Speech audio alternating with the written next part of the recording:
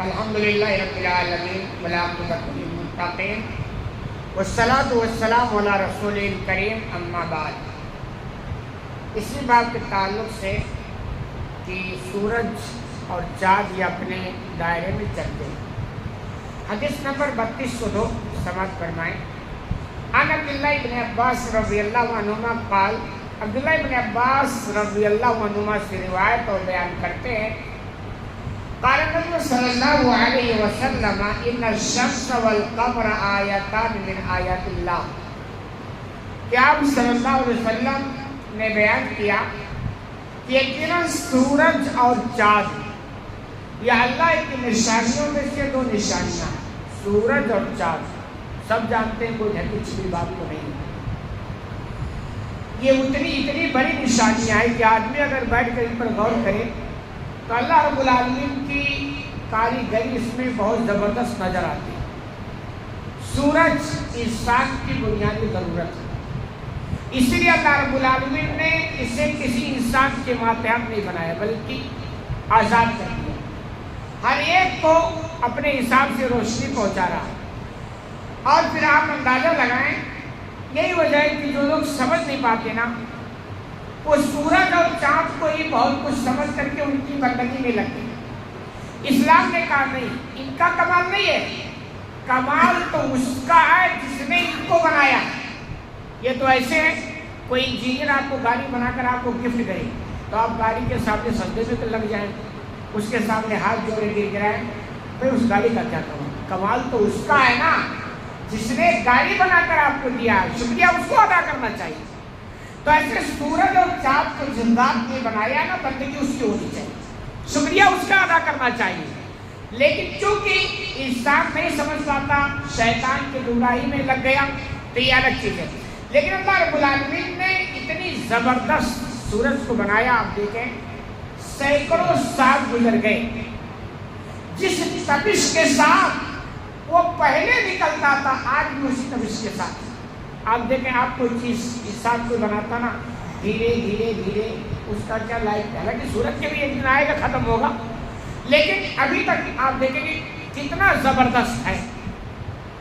اور اسی طرح چاند کا بھی معاملہ ہے۔ تو اللہ نے کہا یہ دونوں، اللہ کے رسول فرماتے یہ دونوں یعنی سورج اور چاند اللہ کی نشانیوں میں سے دو نشانیاں ہیں، یعنی اس پر بندہ غور کرے تو اللہ کی کاریگری نظر آتی ہے۔ آگے بھی ہم کرتے ہیں، لا یکسفان لموت عین ولا لحیاتہ،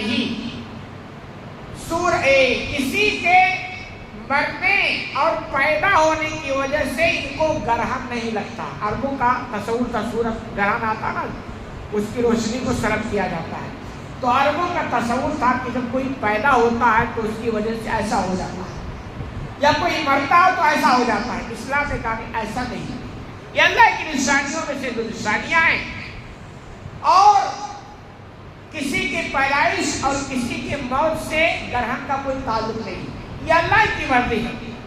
بسا اوقات اللہ اس کی روشنی کو سلب کرتا اور دنیا والوں کو دکھاتا ہے کہ آپ کیا سمجھتے ہیں، سب آٹومیٹک ہو رہا ہے، ہماری ان پر کوئی کنٹرول نہیں ہے۔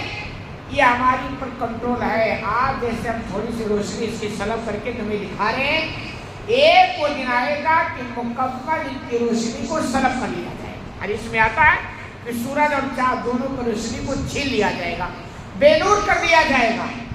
اس میں ایک پیغام یہ بھی ہو سکتا ہے کہ جو کچھ تمہارے پاس ہے اس پر اتراؤ مت، سب جانے والی ہے۔ ہماری زندگی جو ہے سب چھیننے والی ہے، جوانی جانے والی ہے، دولت جانے والی، سب کچھ ہم سے چھن جائے گا۔ تو گویا یہ بھی ایک پیغام ہے۔ تو اللہ گویا اللہ کا رسول فرماتے ہیں ان کا ان سے کوئی تعلق نہیں، اللہ کی نشان کا جب چاہے گا وہ کر سکتا ہے۔ آگے وَإِذَا رَأَيْتُمْ ذَلِكَ فَاذْكُرُوا اللَّهَ، جب ان میں تم کچھ دیکھو، یعنی سورج گرہن چاند گرہن لگے تو تم کیا کرو، اللہ کو یاد کرو، نہ کہ ان کی بندگی میں لگ جاؤ۔ جیسے بہت سارے لوگ جو نہیں سمجھتے وہ سورج ہی کو سجدہ کرتے ہیں، ان کی پاٹ پوجا کرتے ہیں، جبکہ نہیں، کیونکہ ان پر اختیار مکمل کس کا، اللہ کا ہے۔ جو کچھ ان کے ساتھ ہو رہا ہے وہ اللہ کی مرضی کے مطابق ہو رہا ہے، تو بندگی کس کی کرنی چاہیے، اللہ کی کرنی چاہیے۔ اور نبی کریم صلی اللہ علیہ وسلم کی زندگی کا یہ معاملہ کہ جب بھی کوئی آفت، کوئی مصیبت تو فوراً وہ مسجد کا رخ کرتے اور 2 رکعت نماز پڑھا. تو ایسے ہماری زندگی میں جب اس طرح کے حالات بنے یا اور بھی کوئی مصیبت آ جائے تو آدمی کو چاہیے کہ وہ اللہ کو یاد کرے. کیونکہ مصیبتوں کا حقیقت میں بھیجنے والا ڈالنے والا بھی اللہ ہی ہے. اس کے مرضی کے بغیر کچھ ہو ہی نہیں سکتا ہے، اور وہ جب چاہے گا نا تو مصیبت بھی ٹلے گی. اس لیے ان سارے حالات میں ہمیں اپنے آپ کو اللہ سے جوڑ کے رکھنا چاہیے، اس کو خوش رکھتے ہوئے رکھنا چاہیے، اس کی خوشنودی حاصل کرتے رہنا چاہیے، اور اس کو راضی رکھنے کی مکمل کوشش کرنی چاہیے. اللہ رب العالمین سے دعا ہے الہی العالمین کو بہترین سے زیادہ منتقل کی توفیق عطا فرما.